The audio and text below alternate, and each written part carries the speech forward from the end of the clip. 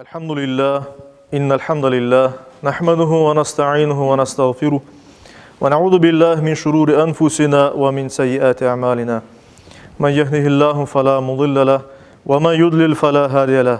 Neşhedü en la ilahe illallah vahdehu la şerike leh ve neşhedü enne Muhammeden abduhu ve rasuluhu ersele.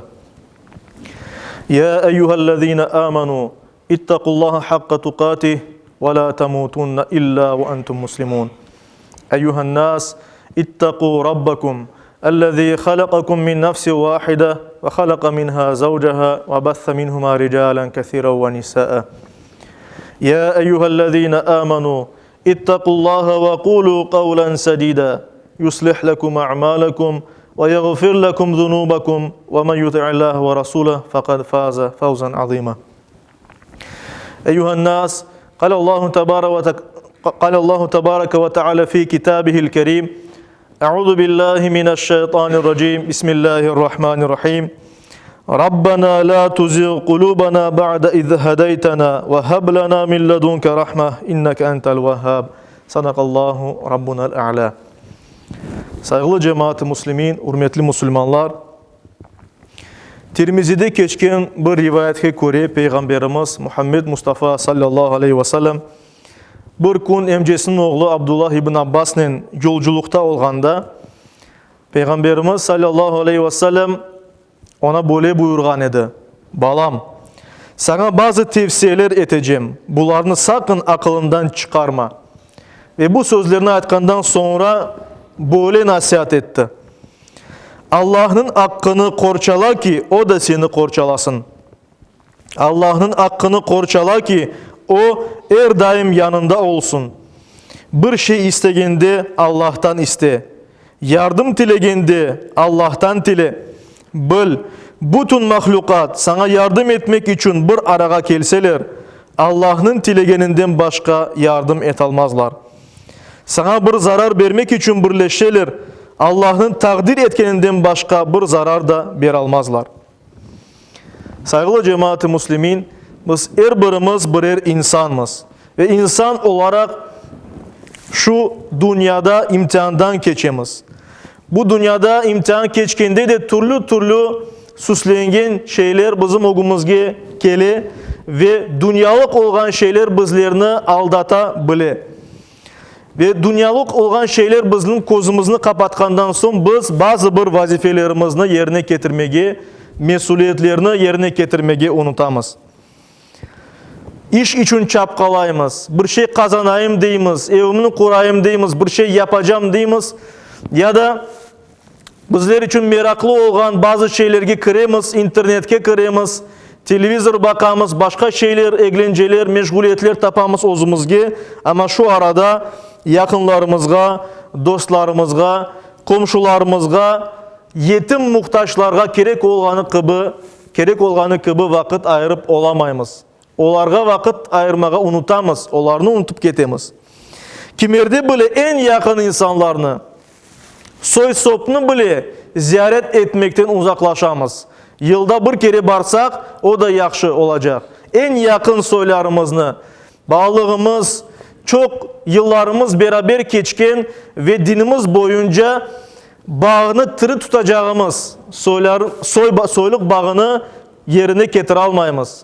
Soylarımızını, en yakın soylarımızını ziyaret et almayımız. Vakit tapamayımız.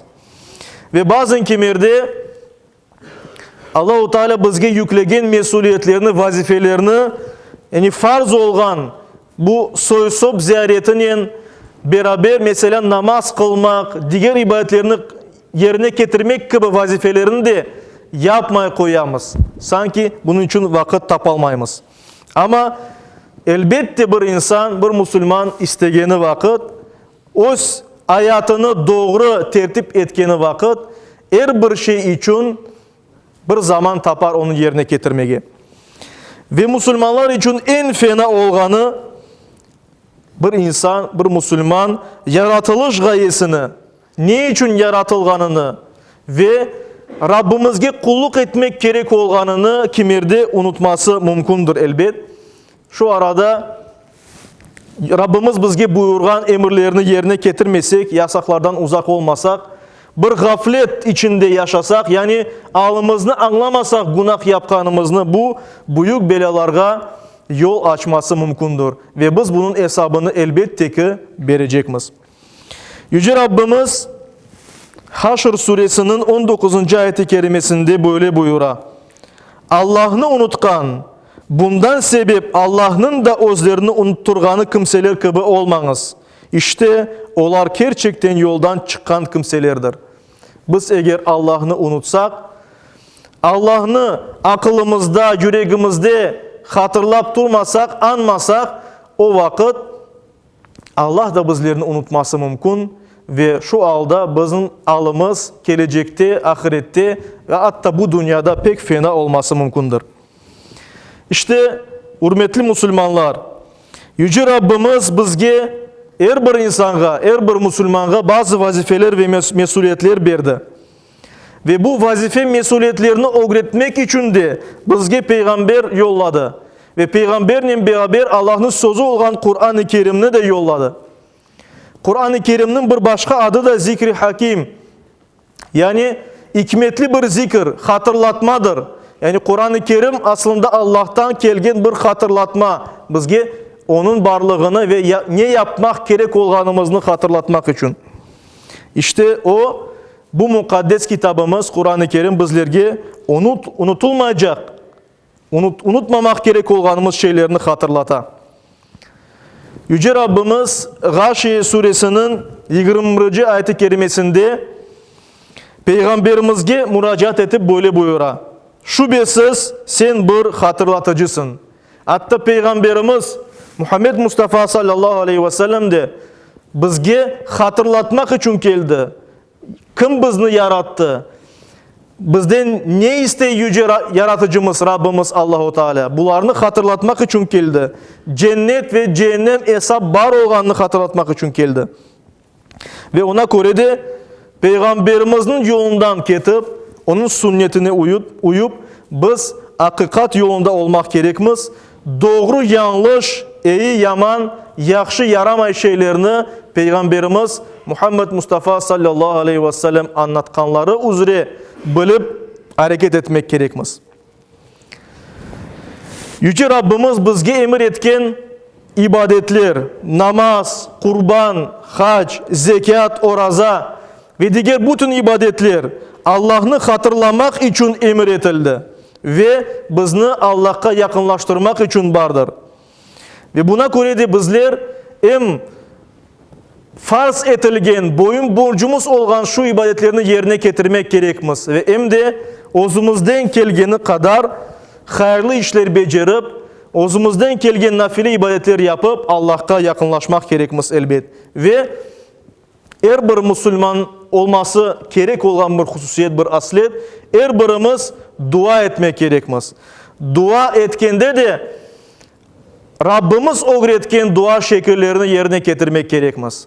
Ve Yüce Rabbimiz Allahu Teala Kur'an-ı Kerim'de ayet-i kerimelerle nasıl dua etmek gerekliğini bizge buyurdu ve şu cümleden böyle dua etiniz deyip bizge gösterdi. Rabbimiz unutsak ya da hata etsek bizni mesul tutma. Rabbimiz bizni doğru yola koygandan son kalplerimizni, yüreklerimizni saptırma.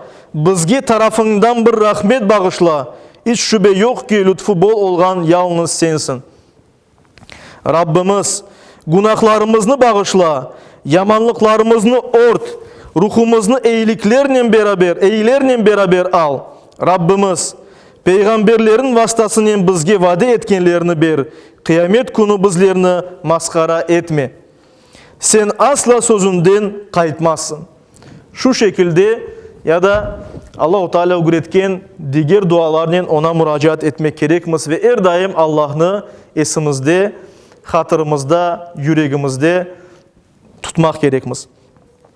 Saygılı cemaat-i Müslümin, Yüce Rabbimiz her birimizge ağlı Müslüman olmağa nasip eylesin, dinimizni en güzel şekilde yaşamağa ve yaşatmağa, yani başkalarga öğretip, yakınlarımızga, ballarımızga öğretip, onların da dinimizni en güzel şekilde yaşamalarına nasip eylesin inşallah. bizim müesseselerimizge yardım etmege, muhtaçlarga, hastalarga ve diğer kimnin çaresi olmasa ya da bir probleması, bir muşkul kelse başına onlara yardım etmege ve dinimizni, anımızını, şuurumuzni Allah anılgan yerler olgan camilerge yardım etmege er daim Yüce Rabbimiz bizlerge nasip eylesin. Amin. Ve bir de ortalıkta olgan hastalıklarını, şu cümleden bu koronavirus yukucu hastalığını Yüce Rabbimiz tez vakitte şu devirden bizge çıkmaga nasip eylesin.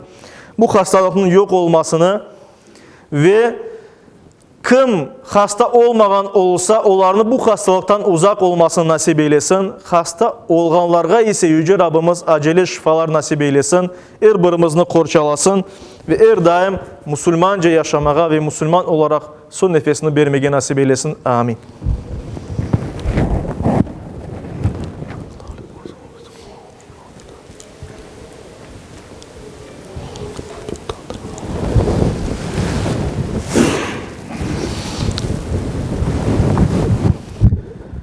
Elhamdülillah ve salatu ve selamu ala Resulillah ve usikum ve nefsel asete bi takvallah. İnna Allah ve melaiketehu yusallun alen nebi. Ya eyyühellezine amanu sallu aleyhi ve sellimu teslima. Allahümme salli ala seyyidina. Vardallahumma an khulafa'l arba'a Ebi Bekir ve Umar ve Uthman ve Ali ve an sairil ali ve sahabeti ve tabi'in ve men tabi'ahum bi ihsanin ila yevmiddin. وعنا معهم بعفوك وكرمك يا أكرم الأكرمين ويا أرحم الراحمين. اللهم أعز الإسلام والمسلمين. اللهم أعز الإسلام والمسلمين. اللهم أعز الإسلام والمسلمين واحمي حوزة الدين ودمر أعداء الدين وألف بين قلوب المسلمين ووحد صفوفهم واجمع كلمتهم على الحق يا رب العالمين وانصر دينك وكتابك وسنة نبيك محمد صلى الله عليه وسلم وآله أجمعين. عباد الله إن الله يأمر بالعدل والإحسان وإيتاء ذي القربى وينهى عن الفحشاء والمنكر والبغي يعظكم لعلكم تذكرون. صدق الله ربنا الأعلى.